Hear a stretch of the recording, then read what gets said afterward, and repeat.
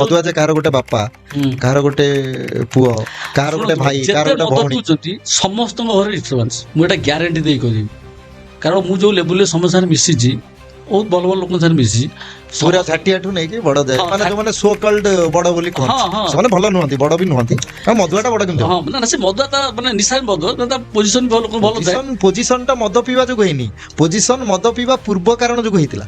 ଆପଣ ଭାବୁନାହାନ୍ତି ଆପଣଙ୍କର ପୋଜିସନ କଣ ପାଇଁ ହେଇଥିଲା, ମଦ ଯୋଗୁ ଆପଣ ପୋଜିସନ ପାଇଛନ୍ତି। ମୁଁ ଯୋଉଟା କହୁଛି ସେ ଆମେ ମଦ ପିଇଛୁ, ପିଇବିନି, କିଏ କହିବ 5 ପାଏ ପିଇଲି କି 6 ପାଏ ପିଇଲି 4 ପାଏ ପିଇଲି, ପିଇବିନି, କାଲି ସେ ବାଇଗଣଟା ଗେଜି ଗେଜି ହେଇଥିଲା ଆଜି ପିଇବିନି।